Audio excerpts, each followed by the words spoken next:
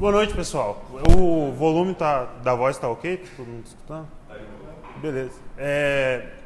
Meu nome é Victor Bertoldo, eu sou analista de dados na Data Traffic.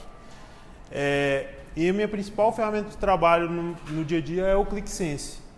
É com ele que eu entrego insights para a galera tomar decisão.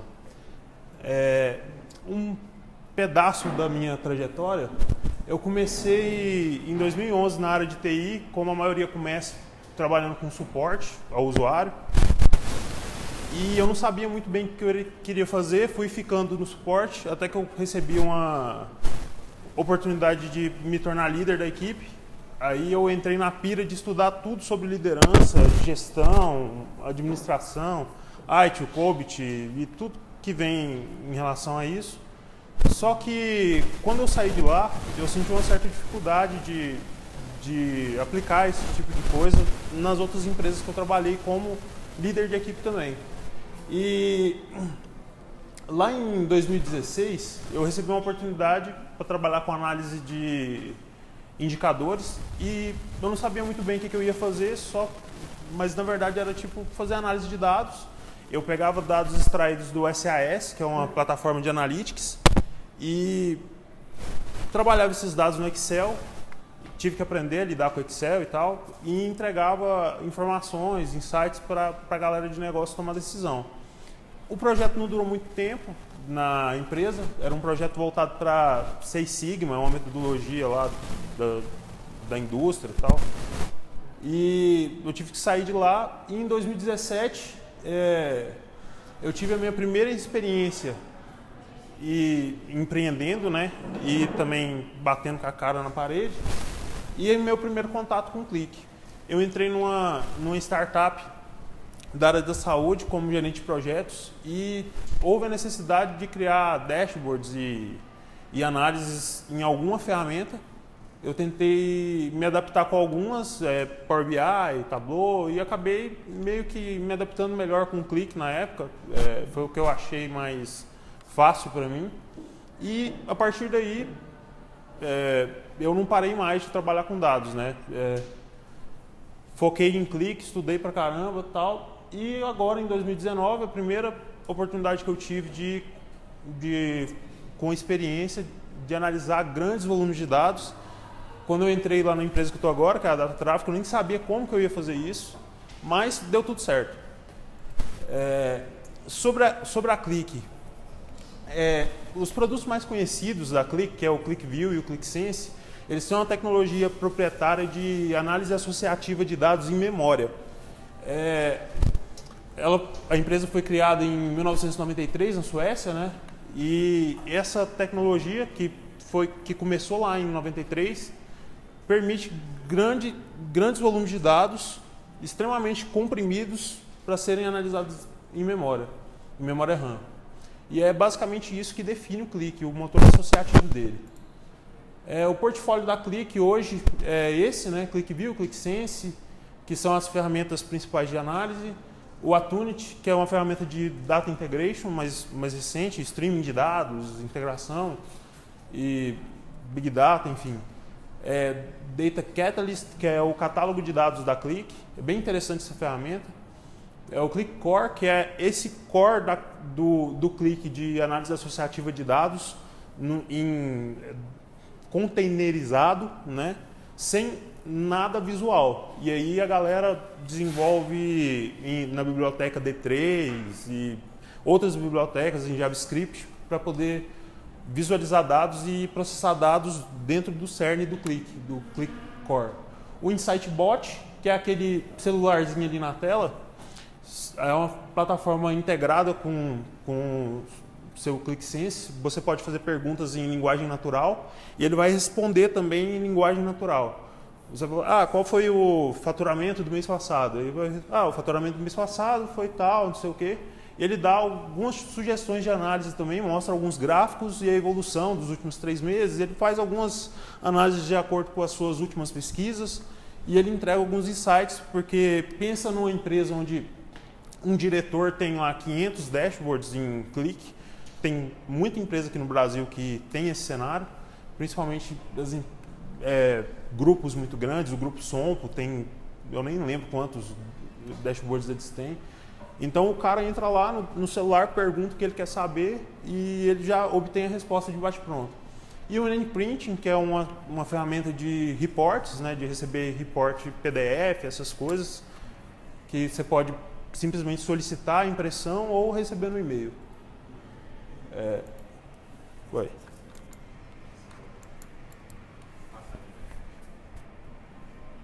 Tá. Os componentes do ClickSense são basicamente o in-memory, a memória associativa de dados, né, a parte de visualização, a engine de ETL, né, que é composta de gerenciador de dados, o editor de script e o modelo de dados, e a parte de API e extensibilidade. Hoje é possível criar diversas extensões de visualização dentro do ClickSense e também utilizar as APIs dele para poder tomar um monte de ações.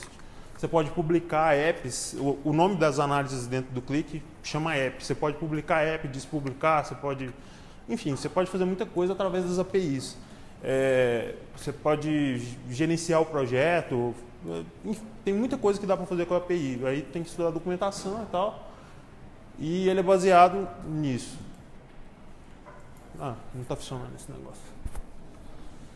O motor associativo de dados, a diferença que tem em relação às ferramentas baseadas em query normal é a forma como ele disponibiliza os dados para você, né? Numa ferramenta baseada em query, toda vez que você vai fazer um drill down no dado, ou fazer uma atualização, ou um filtro novo, ele vai disparar uma query para o banco de dados para poder trazer essa informação. O Click ele funciona de uma forma um pouco diferente e ele também, quando você vai fazendo os filtros, ele não some com os dados que não estão filtrados. Você tem uma visualização um pouco diferente disso, que é essa forma aí de visualizar as coisas em verde, branco e cinza. Que na consulta tradicional, que está embaixo, quando você filtra, você vê só o que está debaixo da hierarquia. Você vai filtrando e vai avançando. No ClickSense, nas plataformas da Click, quando você filtra, o que está selecionado fica de verde, o que está dentro do conjunto está de branco, o que pode ser selecionado está de cinza claro e o que está fora do conjunto está de cinza escuro. E isso aí, às vezes, tem usuários que pedem só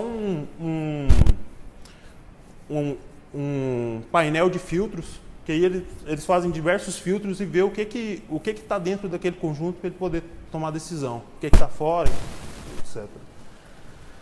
Tá, vamos falar de dados, né?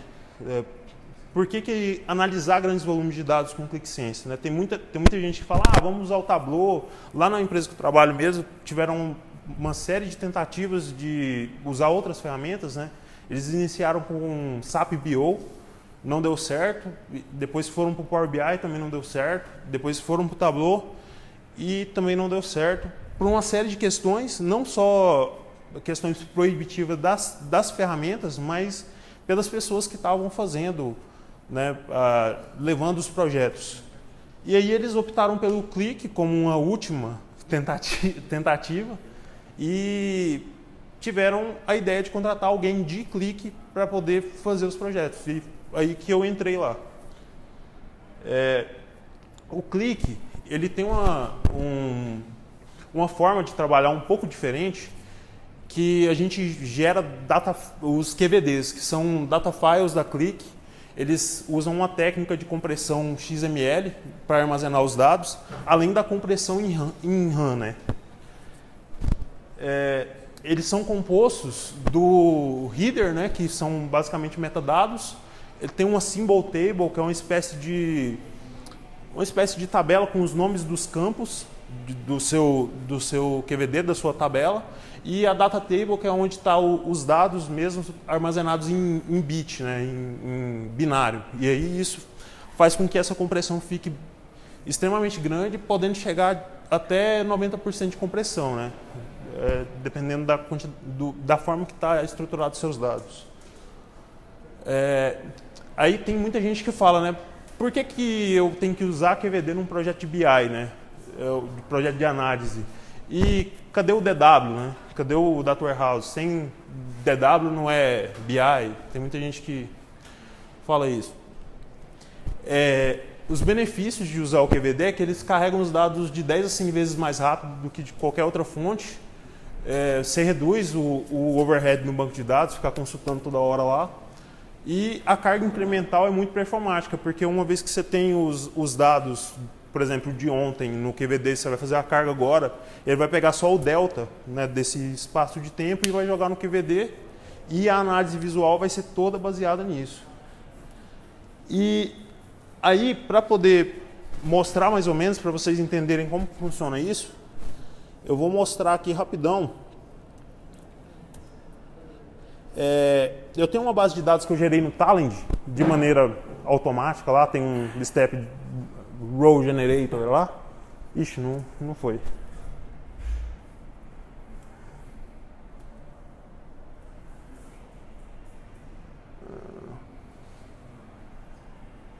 Tá. Que, assim, eu gerei uma base de dados aleatória, né? Por exemplo, quantidade de vezes que a pessoa foi no McDonald's. E essa base ela tem 10 milhões de linhas. É um CSV, né? Só para mostrar aí mais ou menos como que está esse arquivo.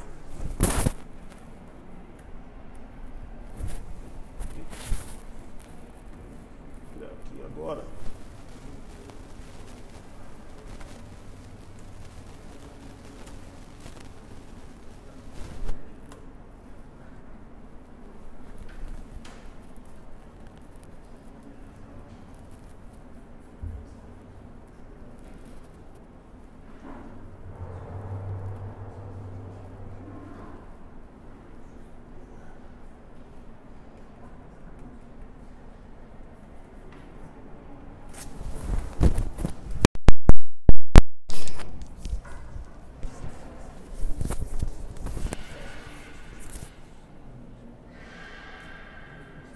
Ele tem uma série de conectores para conectar em qualquer tipo de base de dados.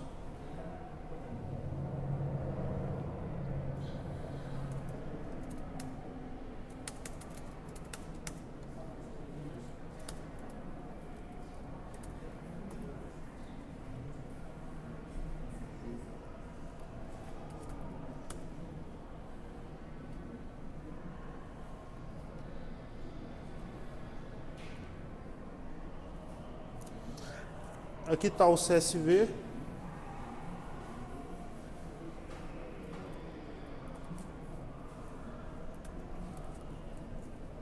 Só dar um nome para essa tabela aqui.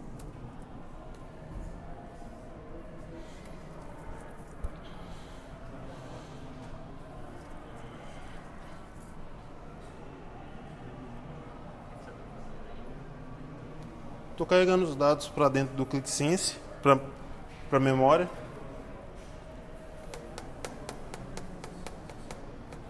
A performance também depende da máquina que você está carregando, né? Aqui é a versão desktop, que é free. Demorei 24 segundos para carregar as 10 milhões de linhas do CSV, né?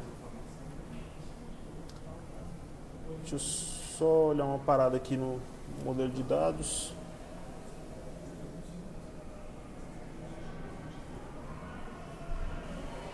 Tá.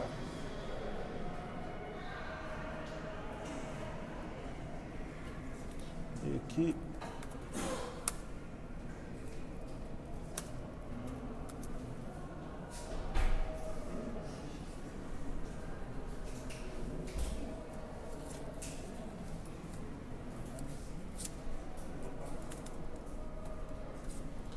eu vou armazenar os dados desse CSV em QVD pro data file da Click.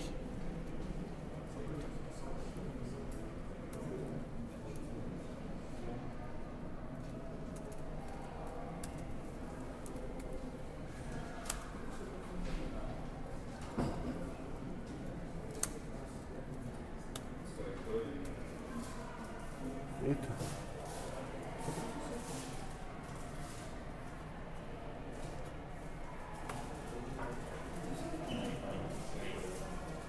Foi.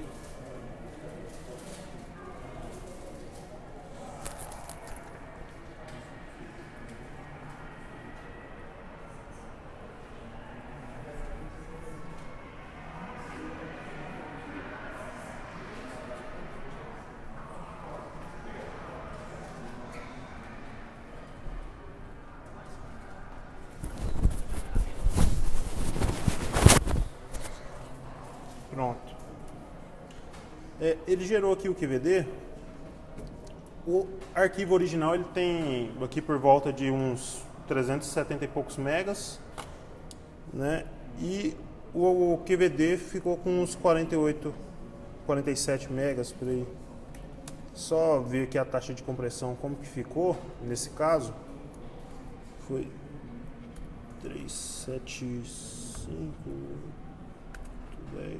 Opa, viajando. 48 251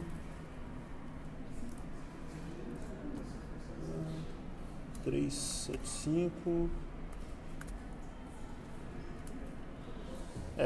Nesse caso aqui ele teve uma taxa de compressão de mais ou menos 13%, né, em relação ao CSV. E aí ele tava aqui, ele demorou 19 minutos para carregar o CSV, né? Agora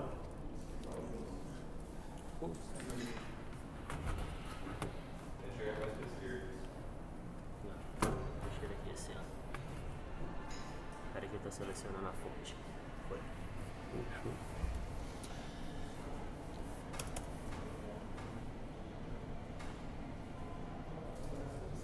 Se eu carregar o QVD aqui agora, o CSV ele demorou 19 minutos para carregar.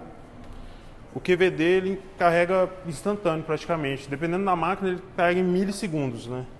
São 10 milhões de linhas, no caso. E aqui, só para mostrar um pouco da dinâmica do ClickSense, ele tem esse motor de ideias aqui também, que ele tem uma inteligência aumentada que ele gera insights automáticos. Então, muitas vezes a área de negócio, nessa modinha que está tendo de Self-Service BI, a área de negócio vem aqui, gera as ideias aqui, vê algum gráfico que faz sentido para ele ou não, aplica. Aqui também ele tem um motor de linguagem natural, ele pode pesquisar percentual de vendas por mês, e aí ele traz alguns gráficos mostrando esse percentual de vendas, né? Mas é isso aí, ele trouxe aqui já um mapa geolocalizado, ele consegue compreender os campos que você está carregando e automaticamente taguear eles e aplicar o tipo do campo e fazer as análises que precisam ser feitas. A questão da compressão do QVD era isso.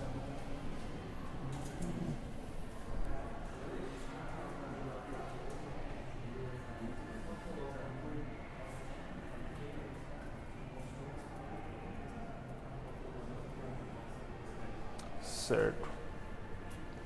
Aí tem muita gente que fala que BI sem DW não é BI, né? Mas o que a gente costuma fazer é, a gente tem um repositório de dados e algum storage, a gente guarda esses dados de forma organizada e as aplicações de clique consomem esses QVDs para poder fazer as análises que o pessoal precisa.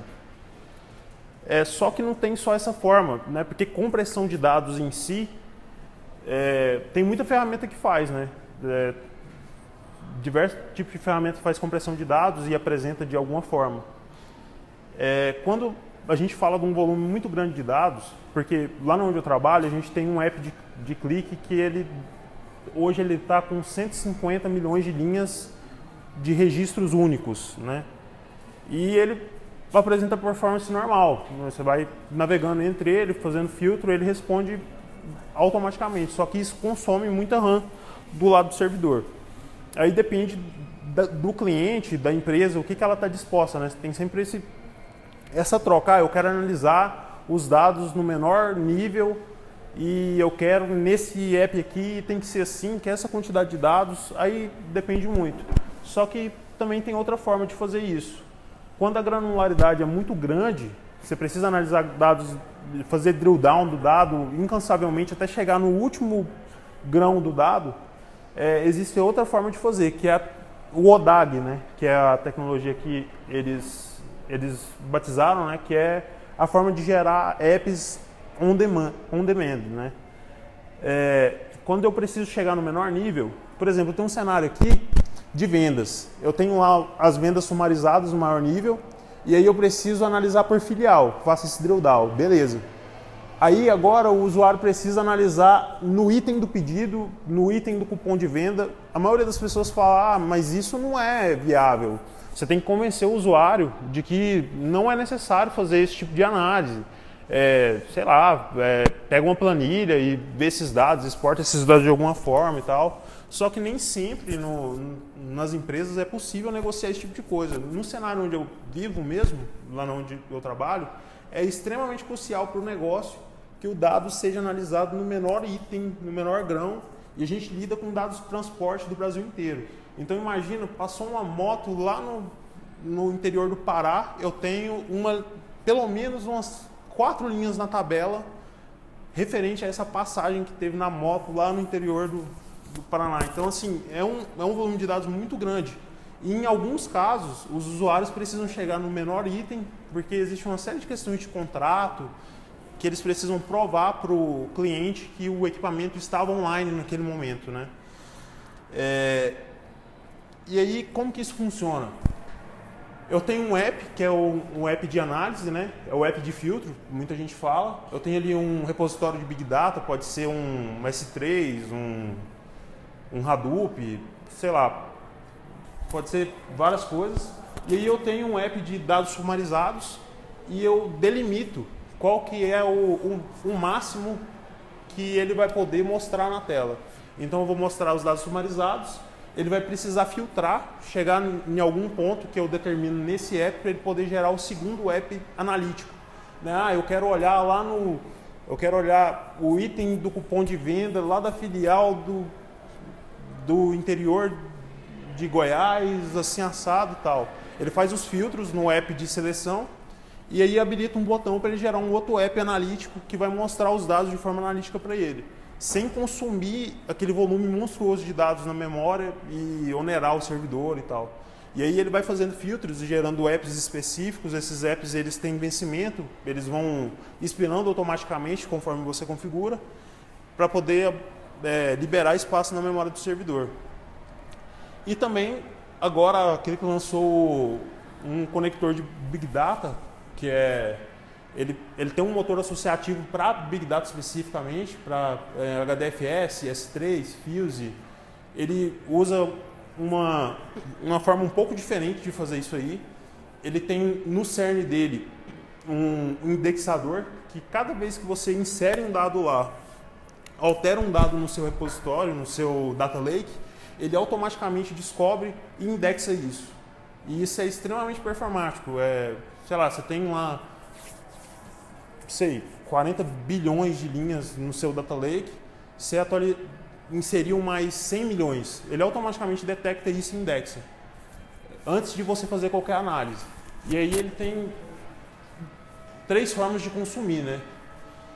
Essa forma aqui, que está meio apagado aqui, que é o Live, que ele é meio que infinito, né? Você tem, não importa quanto dados você tem no seu Data Lake, você vai filtrando e ele vai consultando no seu Data Lake, trazendo as informações e mostrando na tela. E a memória do servidor vai só, né, de acordo com o que você está fazendo. E aí, de acordo com o filtro também, ele vai desprezando algumas coisas e otimizando isso na memória automaticamente. E ele tem esse QSL, que é uma linguagem que eles fizeram para poder indexar esse dado do outro lado, né, para poder fazer isso de forma associativa, e ele também funciona com o ODAG lá, que eu acabei de falar. Mais ou menos isso aí. Ele tem uma sintaxe meio parecida com SQL, esse QSL, né, Click Selection Language. Tem o link aí, depois eu vou disponibilizar para a galera o PPT, e aí eu não sei se posta em algum lugar. Geralmente eu deixo no SlideShare, sei lá. E é isso, assim, tem várias formas de indexar o dado no Click e trazer isso de forma extremamente performática, e não importa a quantidade de dados, desde que você faça da maneira correta, né? Não tem muito um limite. Até por isso outras ferramentas não deram conta, porque A gente tem um volume de dados muito grande e a gente também precisa processar esse dado de uma maneira muito performática. E o ETL do Qlik, que é basicamente script, você meio que desenvolve mesmo, ele é extremamente performático, você pode fazer basicamente qualquer coisa com isso. E o Qlik não funciona muito bem igual as outras ferramentas de BI. Cada ferramenta tem as suas peculiaridades, né? Ele também tem aquele negócio de query, de fazer a query na hora, eu esqueci o nome, que o Power BI faz lá, o Live Query lá, ele faz isso também. Mas é muito mais performático você colocar esse dado na memória do que fazer qualquer coisa. E o dado é realmente na memória. É realmente em memória. Se você se você carregar o dado na memória e apagar o app, ele continua lá, você continua fazendo filtro, a não ser que você atualize a página, né? E é isso aí. Antes de encerrar, tem um meetup também do Qlik que está rolando, que é oficial da Qlik aqui em Goiânia. Quem quiser saber mais, é só tem um link aqui nesse slide, no meetup do Qlik, a gente faz de 3 em 3 meses. E a gente discute cases, tecnologia, mostra algumas coisas. No próximo, se eu não me engano, eu vou mostrar o case com o Dremio, mais o Qlik e o Mongo que a gente fez lá na Data Traffic, mostrar pra galera como que funcionou.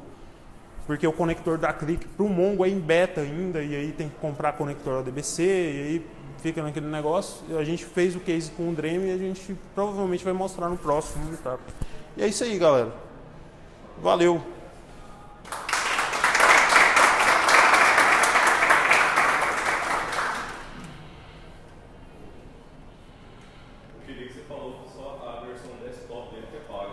Não, a versão desktop é gratuita. Só a versão desktop é gratuita. A versão paga para servidor, sabe como que é mais ou menos? Cara, tipo alternativa para quem quiser usar o open source, sabe? De informação. É o seguinte, open source eles têm o projeto do Qlik Core, que é aquele que não tem interface visual. Você vai ter que desenvolver em JavaScript alguma forma de visualizar ele. Você vai só processar o dado e ter esse motor associativo por trás. A Qlik não trabalha muito com tecnologia open source, né? Tem alguns casos, mas são isolados. Só para complementar, por exemplo, servidor analítico em Python, para você fazer uma conexão, você interliga ele no Qlik. Aí tem, por exemplo, eu tenho lá meu gráfico de barras e eu quero mostrar um forecast em linha, né? No meu dashboard no Qlik, né? E aí eu posso mandar um comando para esse servidor em Python, e esse servidor em Python vai fazer o processamento disso, ou tem vários scripts machine learning lá também e tal, vai fazer o processamento disso e trazer para a tela, né? Então, assim, tem alguns projetos open source, mas open source não é muito forte da Qlik. Mas de outras ferramentas, vocês não chegaram a usar de open source para BI? Lá a gente tem o Jasper, reports, só. A gente tem uma série de relatórios prontos para a galera ir lá e baixar o Excel e fazer suas próprias análises. Só que para o sentido que a gente queria, que eles queriam mostrar para o cliente, é porque tem uma série de coisas que você pode fazer no Qlik, cruzar a informação de uma forma meio diferente, e aí o usuário brilha os olhos, né? Assim, puxa, cara, eu tô com demanda até a tampa dos clientes para poder entregar. Agora, questão de preço, é salgado o preço se você for montar um servidor in-house, on-premise, com 5 usuários para analisar os dados e um usuário professional, que é para desenvolver e administrar o ambiente, vai sair aí nada uns R$17.000 por ano. Agora, a Qlik agora lançou uma modalidade nova e na cloud dela, que tem algumas limitações. Você paga R$70 por mês e você consegue fazer diversos tipos de análises lá, baseado em Kubernetes e tal. O ambiente é meio diferente. Os mesmos usuários? Oi? Não, aí esse é por usuário. Aí você paga R$70 por mês e aí você vai, por usuário você vai adicionando. Aí cada usuário mais R$70 e tal. Entendeu? Primeiro, parabenizar pela apresentação, foi bem legal. Valeu. É legal ver que a gente tem cases aqui em Goiânia, grandes quantidades de dados, muito volume de dados, muito trânsito, né, a parte de tráfego. E eu queria saber de você qual é a curva de aprendizado para começar a utilizar o clique em algum lugar. Porque assim, cara, a gente tem, todo dia sai ferramentas novas, framework, alguma coisa diferente. A gente tem que ser seletivo, né? Assim, o que eu estou disposto a aprender. Então, assim, exato. Qual seria o meu esforço, não sei se seria um tempo, assim, para eu conseguir começar a construir coisas e entregar valor sempre para os meus clientes, para a comunidade, utilizando o clique. Cara, então, a curva inicial, ela é bem pequena. Por exemplo, se eu fizer um exemplo aqui, até trouxe e esqueci de fazer. Se você... Tem duas formas de carregar os dados no clique. Tem a galera fala, né, o jeito Nutella e o jeito raiz. O jeito raiz é aquele jeito que eu mostrei, que é fazendo script, desenvolvendo, você tem uma maior autonomia da forma que você vai processar esse dado e deixar esse dado em memória. E tem essa outra forma aqui, que é o Data Manager, que você consegue adicionar dados e ele tem uma série de tecnologias aqui dentro dessa telinha que te permite fazer muita coisa diferente. Aqui, por exemplo, se eu pegar aqui essa planilha, vamos supor que eu estou carregando aqui tabelas do banco de dados, né? Ele vai mostrar que essas três tabelas, aqui, quando você clica em cima dessas bolhas, ele vai mostrar que tem campos que se identificam totalmente com os campos dessas dimensões. Quando ele está verdinho assim, é porque ele identificou e você pode ver que não é... Aliás, deixa eu colocar aqui para ficar mais claro. Não é pelo nome do campo. Aqui o campo está COD vendedor. Aliás, desculpa. Aqui o campo está ID produto, produto ID, né? E no outro está ID produto. Então, ele, na verdade, ele faz meio que um machine learning ali no campo mesmo, nos dados, entende qual que é a relação que esse dado tem com o dado da tabela que você está segurando ali, e ele mostra se a relação é de 100%, ele mostra em verdinho. Se não for de 100%, ele vai mostrar em laranja, e se não tiver nada a ver, ele vai mostrar em vermelho, né? Essa luzinha que ele mostra aqui no campo. Se você separar os dados, ele tem aqui também associações recomendadas. Se você aplicar tudo, ele vai fazer associação automaticamente com esse dado. Aqui, COD vendedor e vendedor ID, ele entendeu que é a mesma informação. E produto ID e ID produto é a mesma informação também. Só daqui você já economiza a parte de modelagem. É claro que uma carga incremental já é uma coisa um pouco mais complicada de fazer com esse Data Manager, mas já para sair analisando assim de bate-pronto já é muito bom.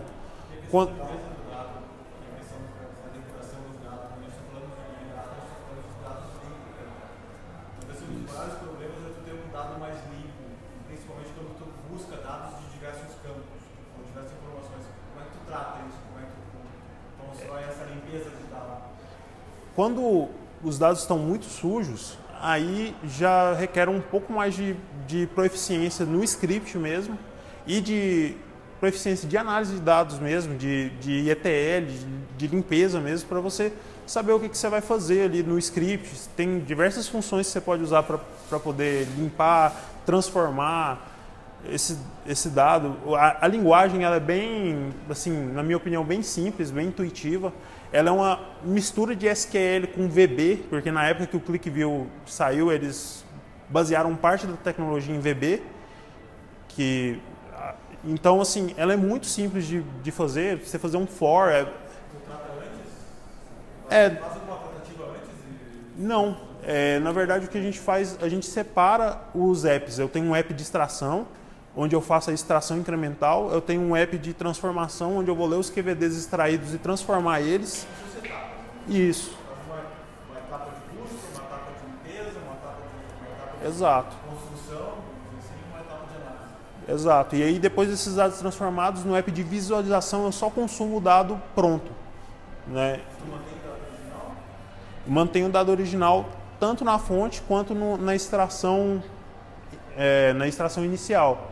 E aí a gente também coloca algumas triggers, algumas variáveis para poder limpar dados que a gente não vai usar mais. Por exemplo, se eu faço um dashboard de 12 meses, é sempre 12 meses, lá na extração incremental que eu estou fazendo, eu coloco algumas variáveis que eu delimito que, sei lá, QVD de mais de 12 meses eu não vou precisar, então eu posso limpar esse dado.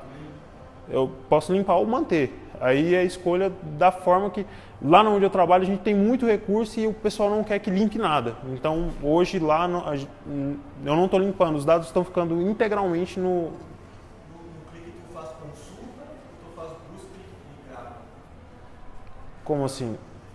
Por exemplo, tu faz uma consulta no banco, provavelmente tu faz uma consulta de greve. Isso. Vamos imaginar que tu tem um banco lá de, sei lá, 5 anos. Tu vai buscar os últimos 12 meses, como tu falou. Muitas vezes tu vai fazer comparações de 2 anos, ou comparações de períodos diferentes. Tu vai comparar, tem que necessitar de carregar 2 anos, por exemplo. Tu carrega os 2 anos e mantém os 2 anos carregados, e depois tu elimina esses 2 anos, ou tu não tem carregado frequentemente aqui no teu banco? Cara, aí vai depender muito da regra de negócio mesmo, assim. Isso é definido lá no início. Se, por exemplo, esse app que eu comentei que é muito pesado, que a gente tem lá, a decisão é que eu tenho que ter os dados integrais desde o início do contrato, que foi em 2015. Então eu tenho muito dado lá, que é anterior, e eu não limpo esse dado, ele mantém lá. Em outros casos, eu preciso só de 12 meses, ou de 6 meses, ou de 2 anos, e aí eu vou limpando a parte, de forma dinâmica. Eu deixo isso pronto no script, e aí uma vez que eu publico esse app, eu vou mexer nele de novo só para fazer uma refatoração ou incrementar alguma coisa, algum campo novo que alguém pediu, mas se não for solicitado nada, eu nunca mais mexo nele, ele fica funcionando de forma dinâmica com a regra de negócio que eu coloquei lá. Desculpa, o dado é teu ou o dado é terceiro? O dado é nosso. E LGPD nessa história? Então, a gente não tem dados sensíveis, assim... A gente até tem dados sensíveis, mas esses dados eles são de... Como é que eu vou falar? De accountability do órgão. Assim, o dado é meu, a gente captura, coleta, processa, mas a accountability desse dado é do órgão que a gente está prestando esse serviço. Então, o dado sensível que a gente tem lá, por exemplo, placa de carro, ou algum outro dado sensível... placa da moto, esse dado é de responsabilidade deles. Até o momento não foi discutido nada em relação à LGPD, porque eles alegam que tem um parágrafo na LGPD que fala que para fins de órgãos públicos e tal, não precisa se preocupar em até certo ponto, né? E aí, como a gente não está falando de pessoa física, a gente não pega o dado do Renavan, por exemplo, para poder consultar essa placa em algum lugar, a gente tem só a placa mesmo. Por enquanto ainda não foi discutido nada a esse respeito, mas provavelmente vai entrar em discussão nos próximos meses. Mais pensar em questões públicas, você vai fazer uma análise mais pública e vai trabalhar com nada mais pesado. Assim, geralmente eu não deixo dados muito raro eu deixar dado descritivo, principalmente dado de placa, por exemplo, que é muito grande, né? Tipo assim, placas únicas é uma informação muito grande. Eu raramente deixo esse dado no dashboard. Eu uso algumas funções para mascarar esse dado, hastear ele em formato binário, e aí eu faço meio que um count desse dado ou crio uma flag, porque não é muito performático eu ficar trazendo string para poder fazer contagem e tal. Na visualização isso nunca está disponível, mas a gente tem esses QVDs dentro do nosso repositório que tem esses dados. E o usuário? Como é que o usuário recebe a informação na interpretação dele? Cara, hoje a gente está com um projeto que é o seguinte: tanto internamente quanto os nossos clientes, eles acessam os nossos painéis, e aí tem toda a governança de usuário, cada usuário pode acessar o quê, né? Qual usuário pode acessar qual app para ver qual informação. Tem toda essa governança dentro da administração, do console de administração do ClickSense. E cada usuário acessa o dado que precisa acessar. E eles consomem esses dashboards, fazem as análises deles, fazem os filtros, porque aqui, deixa eu abrir aqui. Quando você está trabalhando com Click, você tem uma interatividade muito grande com o dado, né? Por exemplo, eu quero saber vendas por vendedor. Aí ele vai mostrar algumas análises aqui, ele tem o coisa que... Quais são as limitações da versão desktop? Cara, na verdade não tem limitação, a limitação é a memória do seu computador.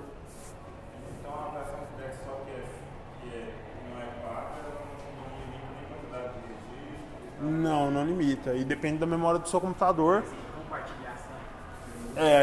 Aí assim, você pode compartilhar o app, o arquivo com outra máquina, mas você não vai ter a governança dos dados e nem a atualização automática. É igual o que acontece no Power BI. No Power BI você está na versão desktop, você não tem jeito de compartilhar se você não subir para a versão web. Isso. E tem como controlar. Você não tem governança. Você pode compartilhar o arquivo com outra máquina e tal. Mas assim, não tem limitação. A limitação é a memória da sua máquina. Tanto é que lá onde eu trabalho, a minha máquina tem 32 GB de RAM, é um i7 com um SSD e tem coisa que eu não consigo analisar na minha máquina. Eu tenho que ir analisar no servidor porque simplesmente não dá para processar. Às vezes a gente recebeu uma missão de um negócio no Cassandra lá que ninguém sabia que existia e o trem tem bilhões e bilhões de linhas. Na hora que eu fui carregar lá, minha máquina morreu. Aí eu tive que ir para o servidor para poder carregar esses dados e ver como que eu ia fazer. Mas é possível montar um cluster? É possível.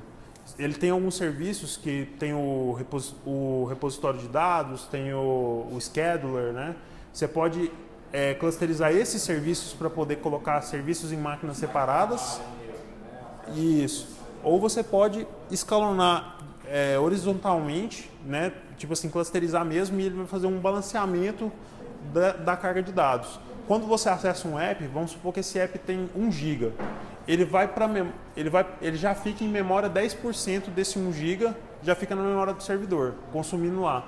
Quando você clica nesse app, você acrescenta mais 10% do total desse app em disco, que é 1 GB. Então, nesse caso, um usuário já estaria ali com 200 MB usando, né? E aí o servidor que tem mais memória livre, esse app vai para o consumo desse servidor. Ele não é um escalonamento, como é que fala? Totalmente linear, porque ele vê o servidor que tem mais memória e joga aquele app para aquele servidor. Então, se é um app muito pesado, ele vai para aquele servidor e aí o próximo app é muito pequenininho, ele vai para outro servidor. Não é 100% linear, né, a escalabilidade dele, mas ele faz essa escalabilidade de uma forma muito transparente para o usuário e assim, é muito raro ter problema. Se uma instância cair, ele consegue lidar com isso de forma bem performática, então a gente não teve problema até o momento. Você falou dos aplicativos, o pipeline de extração, compressão, é tudo feito por cada um aplicativo? Isso, é uma boa prática que a galera tem um framework que uma galera de Click, que é de dinossauro em Click, desenvolveu, que é o QDF, Click Developer Framework, alguma coisa assim.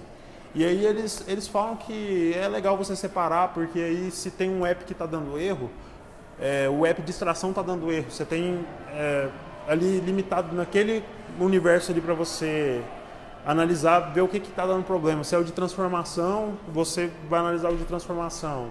Se é o de visualização, você vai analisar o de visualização. Então a gente usa esse... O app em si no Click é tanto para representar unidades que você faz extração, faz limpeza, se tiver Isso. Quanto também um cara que vai ter uma massa específica de dados como se fosse um filtro do dashboard. Exato. Uma espécie de unidade ali dentro. Isso. É tudo app. Você vai fazendo os apps e vai desenvolvendo. Ele tem uma forma, que é a forma que eu utilizo.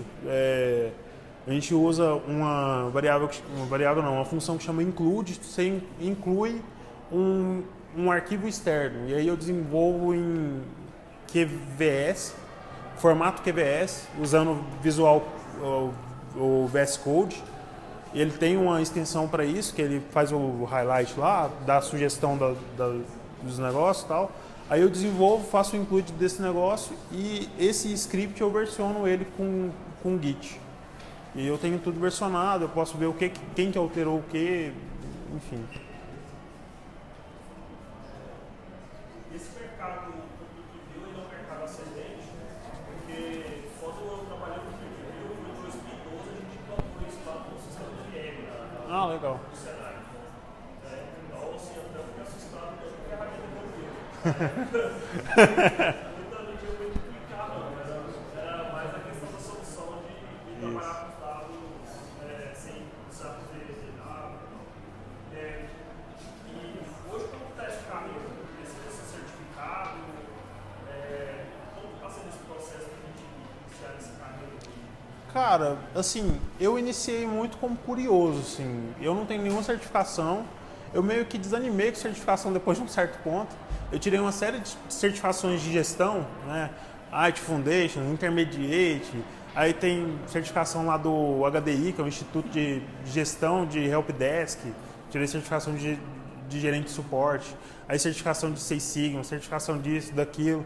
Cara, hoje em dia, assim, eu não sei, tem, principalmente vaga no exterior, exige muito certificação, mas hoje em dia é meio que provar que você sabe fazer, né? Assim, eu mergulhei nesse mundo, né?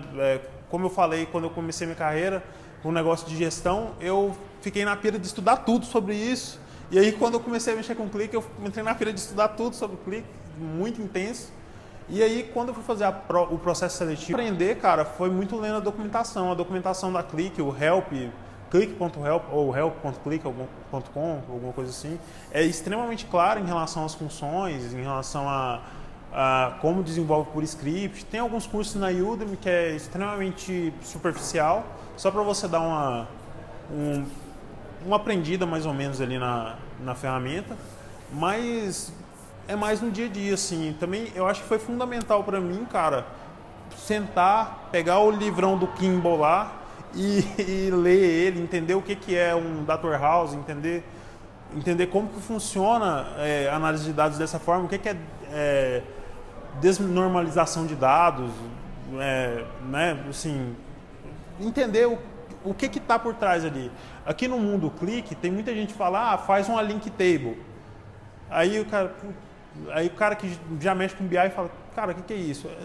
É simplesmente fato sem fato. É só você pegar as chaves e ligar para o... Então, assim, eu acho que o que fez muita diferença é eu parar de estudar o que eu estava estudando, que era só Click, aprofundar no conceito mesmo da coisa e depois voltar a estudar o Click. Isso fez muita diferença para mim. Hoje em dia, nesse mercado, cara, tem muita gente que começa do nada e já sai trabalhando.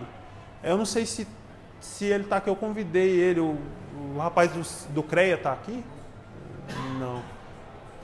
Tem um rapaz do CREA que ele não é da área de TI, tem uma equipe no CREA, na verdade, ninguém é da área de TI, e eles implementaram um Click lá e eles foram aprendendo, foram mexendo, aprendendo, e a ferramenta está extremamente madura lá dentro. Então, assim, eu acho que é mais questão de, igual o outro rapaz falou, de saber o que você quer estudar, focar. E, cara, a comunidade é muito aberta. Eu mesmo estou sempre aberto a ajudar a galera, ajudo muita gente. Inclusive, já que você tocou nesse assunto, tem um tempo que eu estou tentando fazer uma parceria com algumas faculdades para poder ministrar um curso de graça de Click para a galera, um curso básico de Click, e eu não consigo firmar esse negócio. A PUC não me dá resposta, o Senac não me dá resposta, é difícil.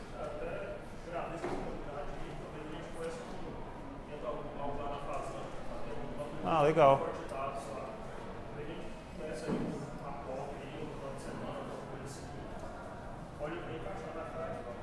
Ah, legal.